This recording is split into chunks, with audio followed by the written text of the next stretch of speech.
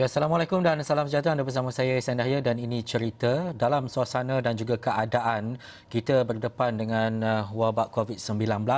Ada waktu dan juga masa untuk kita memahami dan juga kita meneliti bagaimana cara pencegahan terbaik untuk kita sama-sama menangani kes dan juga wabak berkenaan.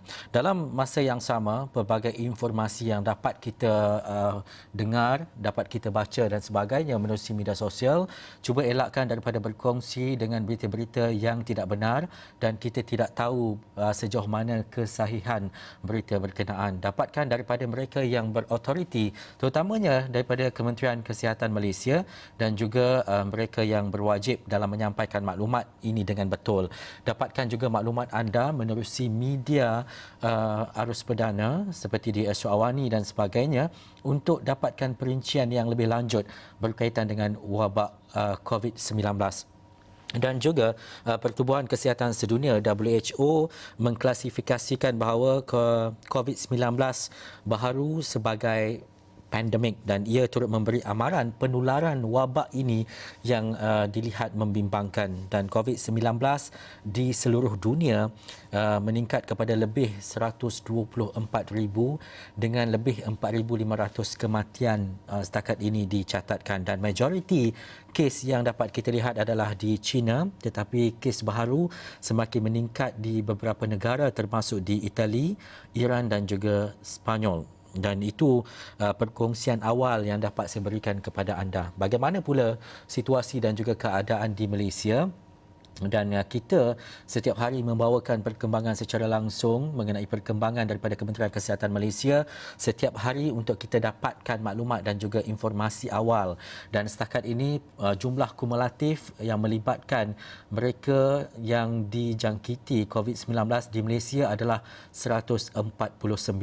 Bagaimanapun, angka itu akan dikemaskini dari semasa ke semasa oleh Kementerian Kesihatan Malaysia. Dan dalam masa yang sama, dua rakan wartawan kami di Astro Awani membuat liputan, satu berkaitan dengan sidang media yang disampaikan oleh Menteri Kesihatan di Sungai Buloh, tapi untuk waktu ini berlangsung adalah mesyuarat jawatankuasa kerja kluster penyakit COVID-19 di Putrajaya, dan satu sidang media akan dilangsungkan pada bila-bila masa. Tapi untuk mendapatkan laporan awal, kita nak terus saja bersama dengan Faris Daniel Razi yang ketika ini berada di sana. Kalau Faris boleh kongsikan, kita tahu belum ada lagi intipati berkaitan dengan sidang media yang akan berlaku, tetapi dalam masa yang sama sebenarnya apa yang dan juga liputan bagaimana dan juga apa mungkin perincian awal yang dapat dikongsikan oleh Faris. Silakan.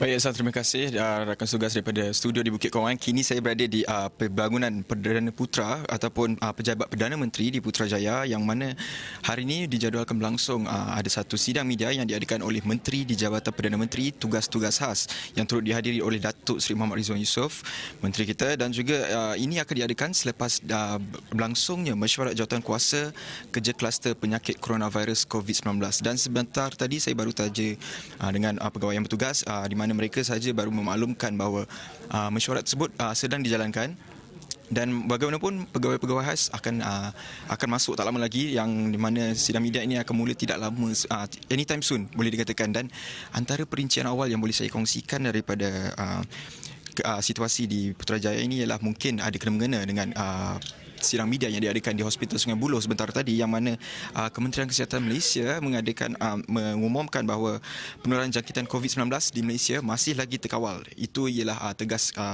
Menteri Kesihatan yang berhormat Datuk Seri Dr. Adham Baba. Dan walau bagaimanapun, antara isu-isu yang kami, rakan-rakan wartawan ataupun petugas media yang berada di sini, antara yang ingin kami pertekankan di sini ialah apabila satu laporan yang menyatakan daripada negara Brunei yang memaklumkan bahawa terdapat 10 kes yang disahkan di negara tersebut, yang mana mereka semua dikesan daripada acara tablik yang diadakan di Seri Petaling baru-baru ini. Dan itu menjadi concern daripada pihak wartawan, dan sebenarnya ramai pihak wartawan dah sampai seawal jam 4 petang tadi. Ini kerana mereka ada yang sebelum tu ada juga ada yang daripada Hospital Sungai Buloh dan ada juga yang dihantar ke sini. Dan bagaimanapun kami cuba mendapatkan info-info terkini ataupun maklumat terkini berkaitan dengan COVID-19 dan apakah yang boleh dijalankan ataupun inisiatif yang mungkin diambil oleh menteri di Jabatan Perdana Menteri itu sendiri, Yasan. Dan juga Faris, kita tahu ini adalah mesyuarat jawatan kuasa kerja kluster penyakit COVID-19 dan juga mungkin ada yang tertanya-tanya mungkin sedikit perbezaan daripada sidang media yang dilangsungkan oleh Kementerian Kesihatan Malaysia.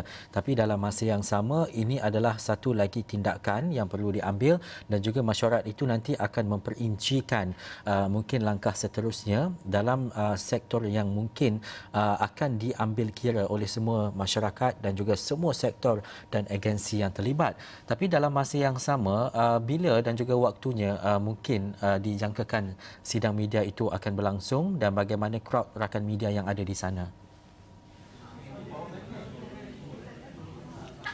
Baiklah, sebenarnya jadi sepatutnya mesyuarat ataupun sidang media ini sepatutnya diadakan pada pukul jam tepat 4.30 petang tadi, dan sebabkan itulah saya kurang mendapatkan maklumat-maklumat yang berkaitan dengan sidang media ini sendiri, kerana saya rasakan mungkin ia akan bermula tidak lama nanti. Dan bagaimanapun dimaklumkan juga seawal jam, paling lambat pun dikatakan 5.30 petang, 5.30 petang, yang mana mesyuarat sidang media itu akan diadakan. Dan bagaimana pula dengan keadaan-keadaan di dalam Dewan Taklimat ini sendiri, ialah di mana rakan-rakan media juga ada mungkin ada follow up, soalan-soalan follow up daripada KKM yang mungkin tidak dapat dijawab ataupun tidak dapat difokuskan semasa sidang media di Hospital Sungai Buloh sebentar tadi. Dan itu juga yang menjadi kesinambungan di mana pejabat Perdana Menteri ini sendiri yang akan menjadi ruangan untuk wartawan-wartawan di Malaysia ini untuk bertanyakan apakah mungkin langkah yang akan diambil oleh menteri di Jabatan Perdana Menteri dan apakah fokus-fokus yang ingin diperincikan sendiri untuk kita kongsikan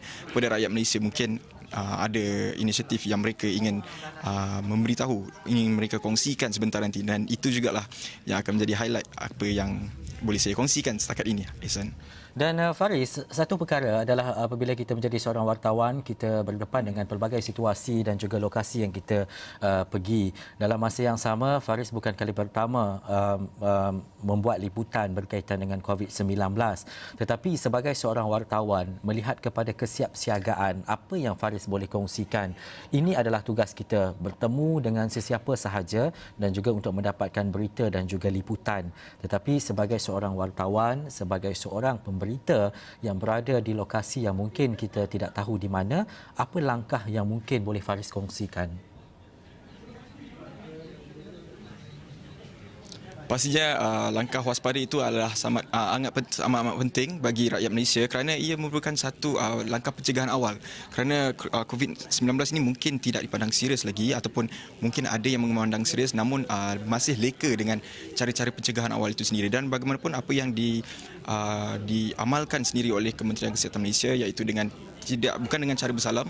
Apabila kita bertemu dengan orang lain, mungkin dengan cara mendabit dada sendiri. Itu merupakan salah satu cara yang mungkin kita boleh praktikkan di tempat kerja maupun apabila kita berada di luar ataupun berjumpa dengan sesiapa. Dan sebenarnya banyak lagi yang kita boleh lihat sekarang ni, mungkin di pusat membeli belah. Contohnya ada hand sanitizer sendiri yang berada di setiap pit stop ataupun di setiap point, yang mana orang ramai lalu, tak kira di kemudahan pengangkutan awam seperti train sebagai contoh.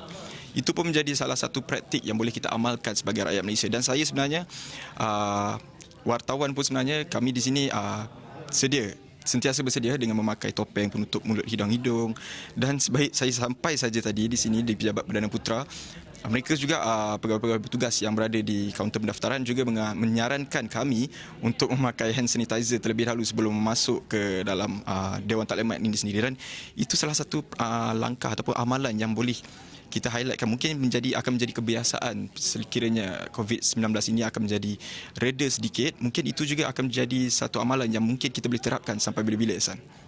Dan juga Faris, satu perkara yang mungkin apabila berlaku wabak COVID-19 ini adalah kita membina ataupun mencetuskan satu persepsi.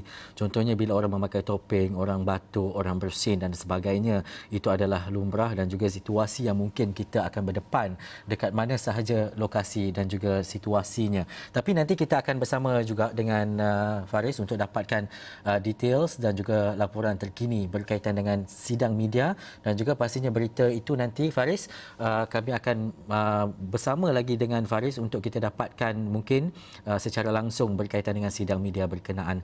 Terima kasih sekali lagi kepada Faris Daniel atas laporan itu tadi, dan juga seketika nanti saya nak bawa anda ke Sungai Buloh bersama dengan seorang lagi rakan wartawan kita yang baru saja selesai satu sidang media bersama dengan Menteri Kesihatan. Kita beristirahat seketika, kembali selepas ini.